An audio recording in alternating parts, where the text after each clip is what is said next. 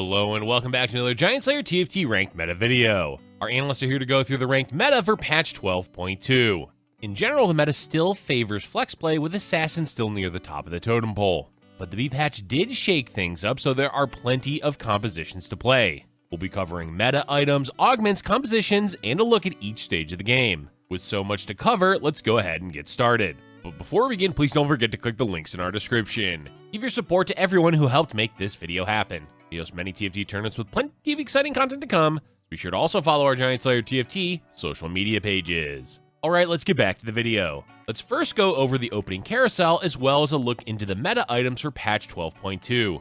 The 12.2 meta has gone through a few changes, partly because of the B patch that nerfed Imperials, but also because of the natural evolution of the meta. Initially, AP compositions were struggling. As we near the end of the patch, that statement is no longer entirely true, as there are AP compositions that can do well. Find a Lux with perfect items and 6 Arcanist? Great, you can top 4. I roll an Innovator composition with Oriana Seraphine carry? Yep, you can win that lobby. But we're looking at the meta items in general, and AD items are far easier to make use of. Let's break down the priority of components based on that notion. The top 3 components on the opening carousel are usually Sword, Glove, and Tier. Sword and Glove should be obvious enough as they build into a ton of meta items like Infinity Edge, Last Whisper, Giant Slayer, Guardian Angel, and the utility items like Shroud. They also get used for AP items like Jeweled Gauntlet and Shojin. Tier primarily builds into AP items, but it's the most essential item for AP boards, so if you want to play flexibly and keep your options open, grabbing at least one tier off the opening carousel will help with that. Tier builds into Blue Buff, Shojin, Archangels, and occasionally Hand of Justice. Redemption is also a great frontline item made with the tier. The next priority goes to Bow, Rod, and Chain Vest. Bow was much higher in priority, but with Imperials nerfed, it's not as essential as it was before. That said, if you're still an Imperial player, Bow is definitely a high priority since it builds into both Last Whisper and RFC. Runaan's is also a common AD item for multiple champions like Yone and Urgot. Rod is generally useful for AP boards, but also builds into Morellonomicon, and in the early game can be used for Locket. Chain Vest also gets used for Locket, but also most of the defensive items like Bramble Vest for frontline or Guardian Angel on carries. Finally, there's the lower priority components, Belt and Cloak. Belt has plenty of uses, but is rarely a must-grab from the opening carousel. Cloak can be useful, but there's rarely a time where you won't be able to get a Cloak from later carousels if you need it. Overall, the meta definitely favors AD boards the most, and prioritizing those items and components is an easy way to do well. Just remember to keep your options open because sometimes pivoting into an AP board is a worthwhile consideration. That's the basic rundown of meta items. Let's move on to each stage of the game, beginning with Stage 1 in the early game. There's not much to do in Stage 1, but like the previous meta, Yordles and Mercenaries are still ideal pickups if you want to play for a stronger mid-game economy. Mercenaries can be more of a risk now than previously after some nerfs, but if you have them active by 2-1, it's still fine to run them. Yordles have now become the go-to econ trait as it's generally easier to find 3 Yordles than it is to find 3 Mercenaries. Besides those 2 traits, the usual advice of finding pairs and putting together a cohesive board is all you need to worry about in Stage 1. That is, until the 1-4 augment. The first augment of the game is definitely the most diverse because there's a plethora of options. That many options also means there's a lot of variance. In some games, you just won't get great augments to choose from, especially if your board has 0 direction on round 1-4. Let's take a look at each tier. Silver augments aren't particularly special, so there's usually an obvious choice for what's best. We recommend staying away from anything trait-specific unless you want specific heart augment or a trait-specific augment to use early game like Payday. Gold tier has more options, though a lot of them are just upgrades of the silver augments. 5 augments to specifically look at are Portable Forge, Metabolic Accelerator, Trade Sector, Junkyard, and Rich Get Richer. Any of those are amazing on 1-4 and set you up for a strong mid-game. Finally, Prismatic has a ton of options because most Prismatic augments are really good, though we do recommend not taking any souls unless there are no better options. In general, anything with econ or experience efficiency is the go-to for this tier. Let's continue through the early game with Stage 2. Building off of Stage 1, if you have Yordles or Mercenaries, play them. Keep in mind you will be going on a loss streak if utilizing either of those traits, though you can high roll Yordles and win. It's worth noting just in case you're not comfortable playing from a health deficit in the mid-game. Other early game boards to look for are Syndicate, Scrap with either 4 Scrap or Innovators, and any Assassin opener like Shaco, Katarina, or Talon. Blitzcrank is also a fantastic early game unit to cheese out wins. In general, the goal should be to win streaks, so playing a cohesive board with 2 stars is still the best way to play Stage 2. Be sure to keep leveling at standard times as well. With that, we can transition into the mid-game with Stage 3. Ideally, you want to get through Stage 3 with minimal gold spent, though there are a few comps you can roll for that spike at this point in the game. But not spending gold for a better level 7 is usually the goal. If you do have to roll to stabilize, just look for upgraded 2 and 3 cost champions. The easiest way to do that is to find a carry to play that you have 2-starred with items and at least 1 upgraded frontline unit. Time now for the 3-3 augment. The augment you choose here has more options simply because you can look for trait-specific augments if you have an idea where your board is going. For example, if you have AD items, you can grab a Challenger emblem or heart and make the transition at level 7 easier. Basically, you're looking to either improve your level 7 board in Stage 4 or looking for generic augments that boost your board's efficiency. While golden experience augments are still useful, there are usually better options. Passive buffs are great, as are anything that provides an immediate component or item. Moving on, we're now heading into Stage 4, where the majority of the lobby will be leveling to 7. The only players not doing so are going to be the ones playing reroll comps like Kog'Maw, Katarina, or Yordles.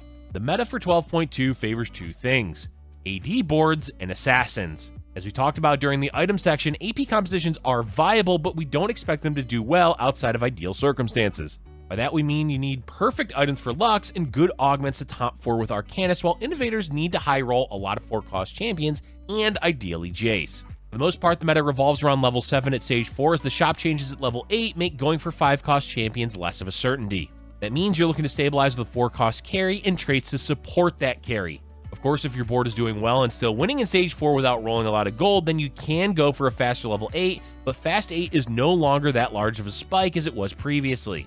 Before we talk about the next augment, let's cover a few of the meta comps for patch 12.2.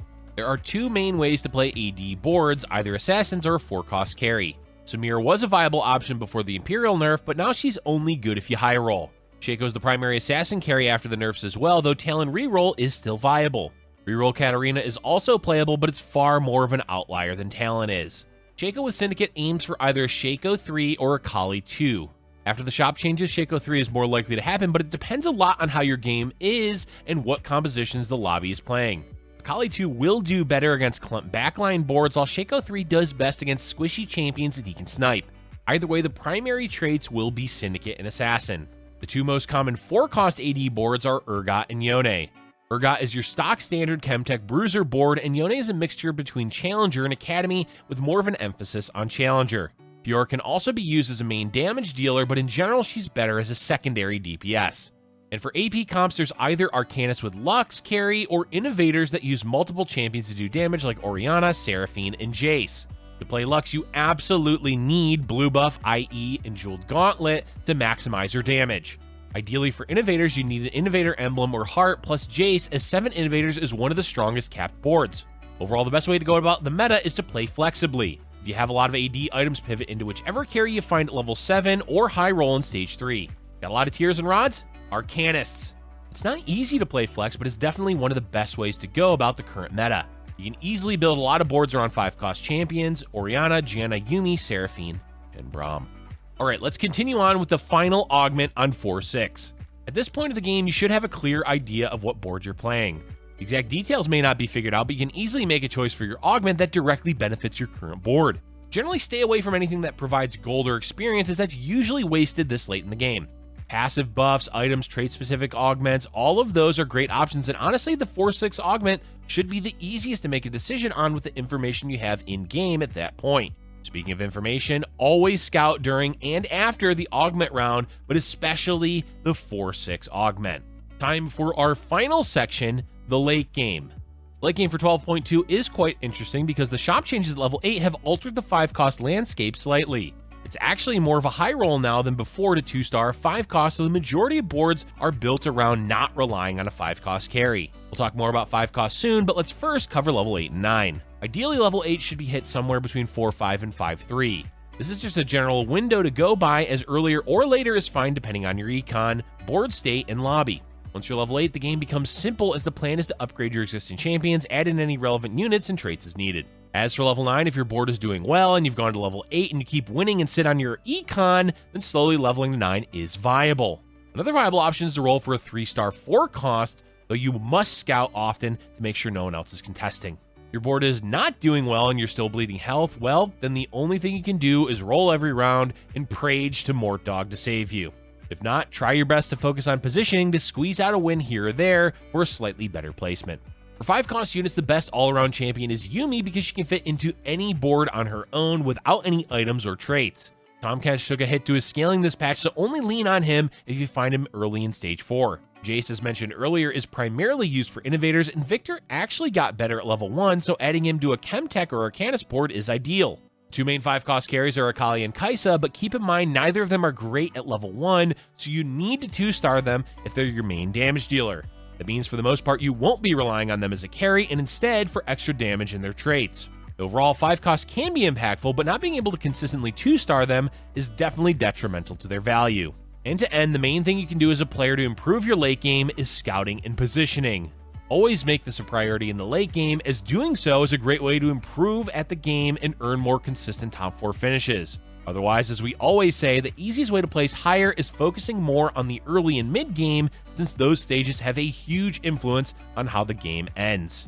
That's it for today's video, folks. The meta for patch 12.2 has settled into a decent spot, mainly due to the B patch that lessened the impact that assassins have. That said, it's still not perfect, and we're quickly closing in on the end of the first half of set 6. Let us know what you'd like to see change in the upcoming 12.3 patch. Thank you for watching, and if you're enjoying our content, be sure to like button and subscribe for future Giant Slayer TFT videos.